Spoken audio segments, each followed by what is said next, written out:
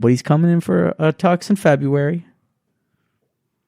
And we're all we got right now. Mm-hmm. And the Wi-Fi sucked in the Galleria Mall. So I can't even hide on my phone. Yeah, he's in the fucking dungeon over there And in the corner. I'm actually kind of grateful that that we had shitty service because it forced me to talk to people. Like I became a lot more cultured from talking to people that have different backgrounds, different views than me, grew up in different areas. Like it just helps you grow a little bit as a person. Mm-hmm. And you embrace that. Yeah, a lot of people are afraid to embrace having a conversation where it might make you a little bit uncomfortable, but it's a way that you learn. It's a way that you grow as a person. That's how you get better. Yeah. Like that's the thing about life. You want to continue to grow and get better. Yeah. And being able to pass on knowledge, like that's a good feeling. Being able to learn and then pass that knowledge on to somebody else who may not know, that's one of the joys I get in life. Yeah. You know? Absolutely. Just being able to, I just really like talking to people. Yeah, I'm the same way. Just like we could sit down, like you could start me off with, like, have you ever seen the King Lowe's freestyles where they just give him like a word? Yeah. And then he goes on for 4 minutes rhyming about that word. Yes. That's sort of how I've sort of view myself with making like just talking to people. Like you can give me anything. I'll jump around to 20 different topics, but then we'll bring it back. Yeah. And everyone learns a little bit more throughout the whole process. Mm-hmm. I don't know, though. Shit's fucked up now. It's usually always a good time when you do, man. You know, you and I, so, like, I mean, I've had, basically when you spend 40 hours a week with somebody, you're bound to disagree or get on each other's nerves at some point, but I really don't think I've had that with you. Like, we've genuinely enjoyed our conversations, or well, at least I have. Yeah, same here. With just talking in, like I just remember being able to look at the schedule and seeing Bryce is on the schedule with me, and I'm like, all right, fuck, that 7 hours is all good with me. Yeah, now. it's gonna go a lot smoother knowing that you get to work with somebody you actually enjoy being around. Somebody that you enjoy being around, and somebody that's gonna get the job done. Mm-hmm. It's sort of smooth. Mm-hmm. Yeah. I would be willing. Now I would just be curious to see what the numbers look like now. Because I genuinely think, like, so I think when we started in like 2000, or when I started in 2012, like, people would come in and you would genuinely have to work them into booking with you. Because there were so many other options and people were only doing tuxes. Right. But then as time got on and people started to do tuxes in suits, I think, like, if people stopped in, there was probably a 75% chance that they were going to book with you. But, like, now, I don't know. Like, I just don't see, like basically, so when I went into the store and Zach was in the back, like the two dudes that were out there literally knew nothing. Yeah. Like, I was just walking around and, like, no one said hi to me. They were sitting on the stools behind, like, the counter, which I know we've done before, but, like, as soon as you see someone rounding that corner, my ass is standing up. That's a fact. My ass is standing up. I got my name tag on, and it is game time. Mm-hmm. But I don't see that anymore. And that just goes back to the work ethic thing now. Mm-hmm. I don't know, man. It's the world as we know it is always changing. And it's kind of intriguing to me to see how the people adapt as the world changes. Yeah. You know, with whatever it may be, work, politics, sports, like, science, whatever it is. I think with work right now, I think you're moving towards a society that values your personal time a little more. I think that we're moving.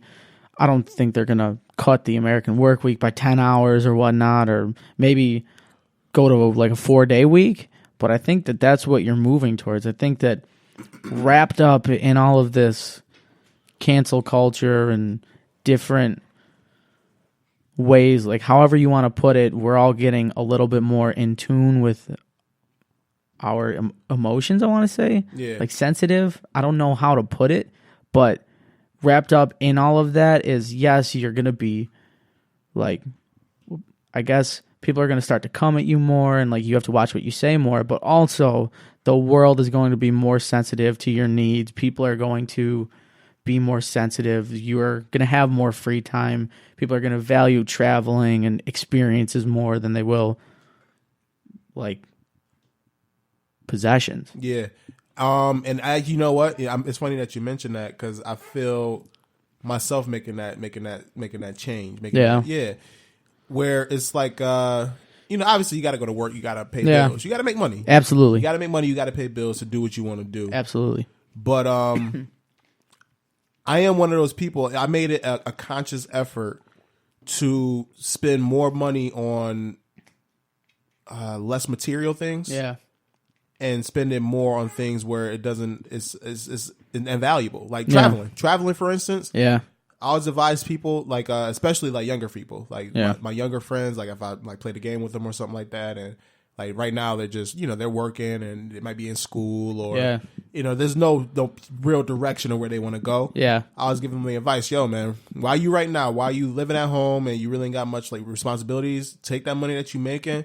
Instead of spending on those outfits that you about to buy, go on a trip. Yeah, like go see the world. Absolutely. Like, if I could change, if I can give my like 20, 21-year-old self some advice, it would be that. Like, yo, go travel more.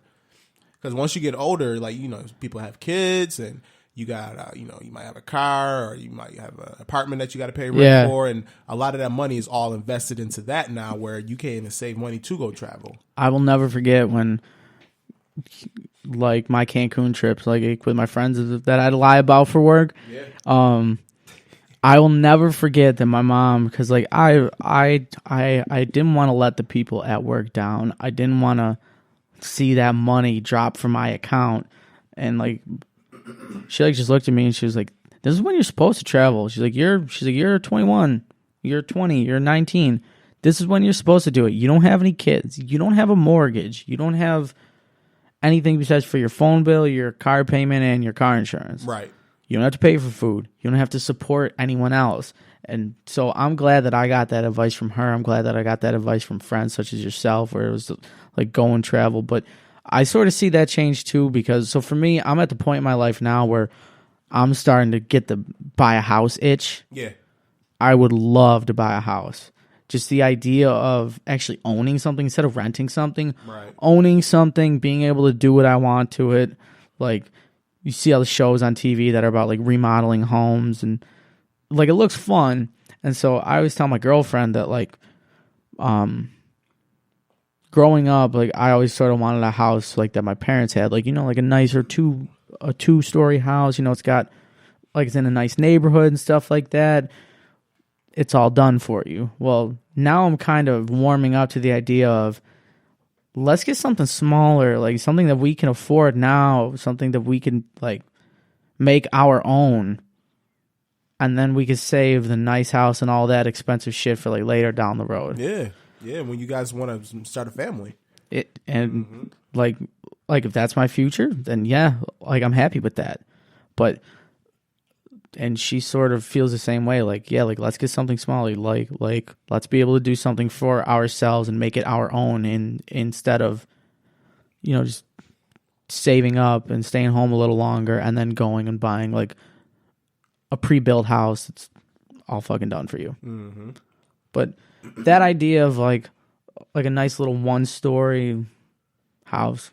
I am for that now. And if you would have told me that like 4 or 5 years ago, then I'd have said no way. Mm-hmm. Like, give me an in-ground pool. Give me 5,000 square feet. Give me big, expensive, materialistic shit. It's not that way anymore. Yeah, you're able to invest that money elsewhere. Yeah. Yeah, no, like where I'm going to Nashville in February. Oh, word? Yeah, trying to go to a different, like a couple other places too. I know my family wants to go somewhere like for Christmas next year because I don't know about you, man, but the holidays they are draining. Christmas fucking sucks. Thank you for saying it.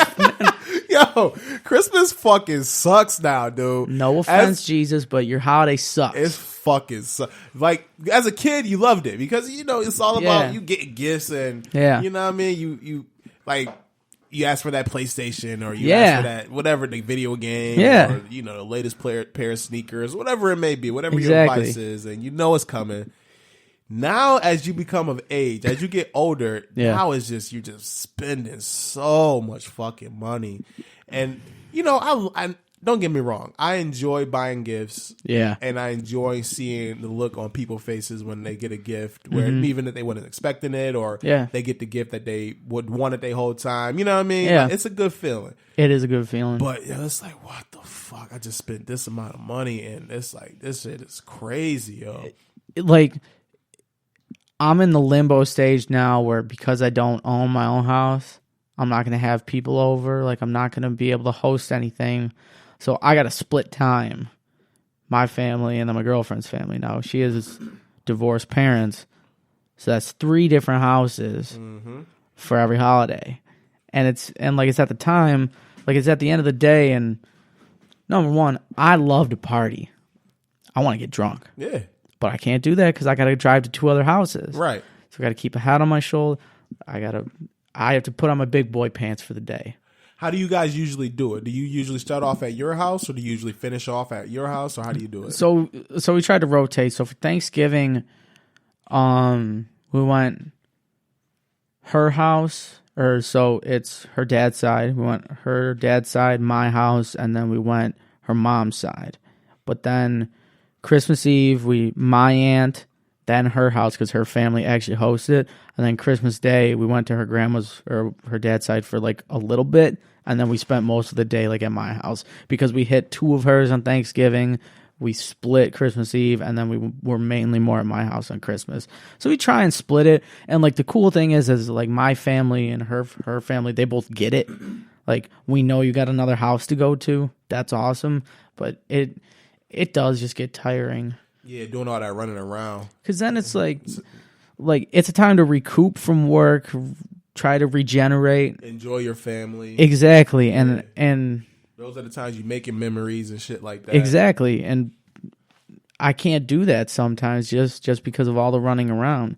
Like, I mean, like, that goes into, like, for me, trying to live a healthy lifestyle. Like, go to sleep on time, wake up and go to work, come home from work, try and work out.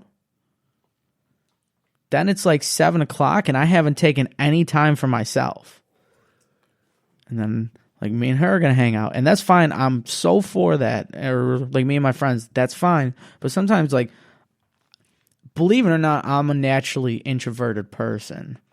I do well in communication. I talk to people well. I think that's the sales part of me. Like, I'm extroverted. I have those skills, but introversion is how I get my... Like, that's how I recoup. Yeah. Everybody needs that. Everybody needs that moment throughout the day for just themselves. You need that shit for just mental health. It's so hard, too. It's tough.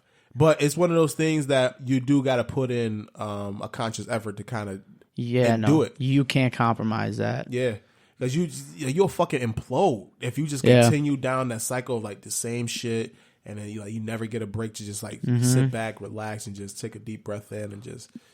That's what I'm thinking about today, dude. Like I'm in that meeting with my superiors, and it's like, okay, like, I want a promotion.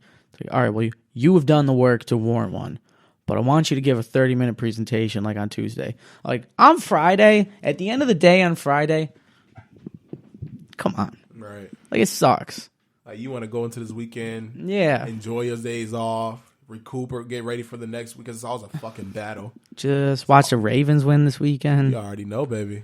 You know it's a. I gotta root for the Ravens now. We just did I just did my sports podcast, like, literally before you came in. We was talking about that game, and all these sports analysts, like, trying to just generate these stories, trying to make it more intriguing than what it's really like. Like, I get Derrick Henry's a beast. He's a fucking monster. Dude, 6'3", 250 pounds. Runs Lamar Jackson's going to put his cock down there.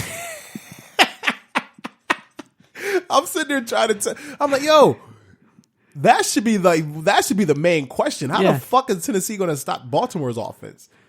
Like, we have this best offense, like electric all fucking season long, and you want to focus on Derrick Henry. Do you know his nickname? Tractor Cedo. Tractor Cedo. It means like tiny tractor in Spanish. That's the fucking coolest nickname in the world. That is pretty. I love that shit. That is pretty. I've always been a Derrick Henry fan, only because seeing him play in college, I I feel like I have to support him because he could eat me if he ever saw me. Yeah, it's like Sean O.